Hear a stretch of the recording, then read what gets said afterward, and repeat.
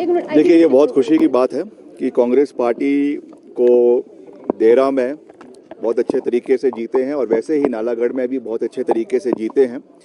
हमीरपुर में कुछ मतों से कांग्रेस नहीं जीत पाई है, उसका हमें खेद भी है, मगर फिर भी ये जो एक मैसेज पूरे प्रदेश के अंदर था, जो दल बदलने की राजनीति एक भारतीय जनता पार्टी जिसको चलाने की कोशिश कर रही थी, आज उसके खिलाफ लोगों ने अपना जनादेश दिया है। और ये उस बयान में जो है अब उसके बहुत मायने हैं। जो प्रधानमंत्री नरेंद्र मोदी जी ने जब वो चुनाव के समय यहाँ पर आए थे और उन्होंने कहा था कि हिमाचल में कांग्रेस की सरकार कुछ ही दिन की मेहमान है।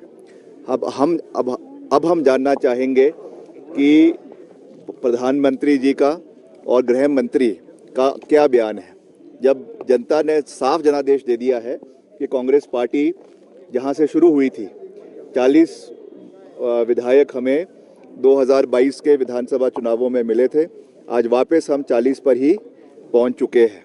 तो आज केंद्र सरकार उस पर क्या कहना चाहती है? क्या अभी भी वो हमारी सरकार को गिराने के सफल प्रयास करेंगे या नहीं? इस विषय पर जयराम जी को अपनी स्थिति स्पष्ट करनी चाहिए। सर, हिमाचल के लिए क्या मायने हैं, क्योंकि जो कुछ एपिसोड हिमाचल प्रदेश में पिछले दिनों हुआ उसके बाद फिर 40 हुए, इस जीत के मायने क्या है? मायने ये है कि जनता जो जनादेश देती है हमें उसको रिस्पेक्ट करना है, चाहे हार है चाहे जीत है, उसको पॉजिटिव स्ट्राइड में लेने की आवश्यकता है।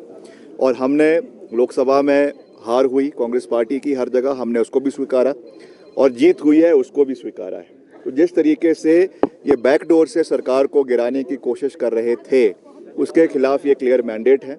बाकी we stand committed to the overall development of Himachal प्रदेश।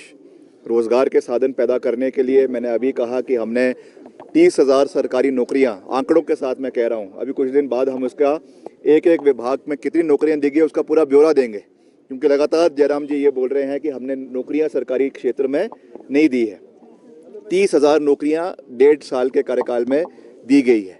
इसके अलावा प्रदेश में जो भी हमने कमिटमेंट्स करी है उनको हम लगातार पूरा कर रहे हैं और आने वाले समय में हम प्रदेश में और मजबूती से कार्य करेंगे। मैं तो यही सहयोग चाहूँगा कि अब चुनाव खत्म हो चुके हैं, केंद्र से भी मैं ये सहयोग चाहूँगा कि वो हिमाचल को राजनीतिक दृष्टि से अब देखना बंद करें और हिमाचल के जो भी हित यहाँ के हैं, चाहे वो सड़कों की बात है, चाहे वो पेयजल योजनाओं की बात है, चाहे वो यहाँ पर हमारा रेवेन्यू डेफिसिट ग्रांट, जो एक समय में 12,000 करोड़ रुपए हिमाचल को मिलता था, आज मात्र 2,000 करोड़ रुपए हिमाचल को मिल रहा है। अभी 16वां वित्त आयोग हिमाचल प्रदेश आया। अब अगर इनकी अभी भी आंखें नहीं खुल रही है तो मैं समझता हूँ कि बहुत दुर्भाग्यपूर्ण होगा। इन सब विषयों पर केंद्र को पूरी मजबूती से हिमाचल का सहयोग करना चाहिए। केंद्रीय मंत्री आदरणीय जगत प्रकाश नड्डा जी, उनका भी हम बहुत मान सम्मान करते हैं, हिमाचल से संबंध रखते हैं, भाजपा के राष्ट्रीय अध्यक्ष हैं, वो भी हिमाचल में अपने विकास कार्यों को आगे देने में अपना पूरा योगदान प्रदेश के लिए दे। ये मेरा जो है निवेदन केंद्र सरकार से रहेगा। इतिहास में राहुल गांधी की इसमें आप मानते कि मजबूती मिली है? नहीं, निश्चित तौर से देखिए, जब से पिछले चुनावों के परिणाम आए हैं और इंडिया गठबंधन का गठन के बाद नेता प्रतिपक्ष राहुल गांधी जी लोकसभा के अंदर बने हैं, तब से एक नया माहौल पूरे देश के अंदर नजर आ रहा है। उसके बाद ये पहले चुनाव हिमाचल में हुए और राज्यों में भी उपचुनाव हुए हैं, उसमें भी लगातार कांग्रेस पार्टी की या और जो गठबंधन के साथी है उनके पार्टियों का लगातार जो है वो मैंडेट बढ़ता जा रहा है।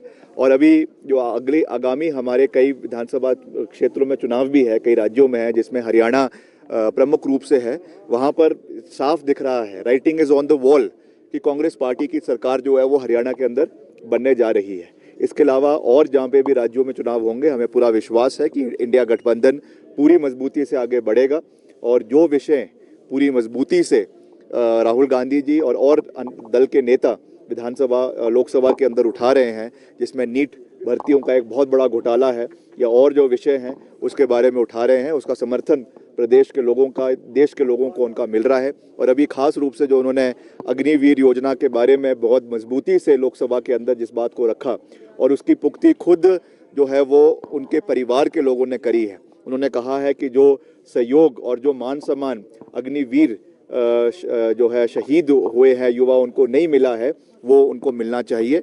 और इस बात को हिमाचल में भी, क्योंकि बहुत से हमारे वीर सैनिक हैं, उस दृष्टि से भी हमको देखने की आवश्यकता है।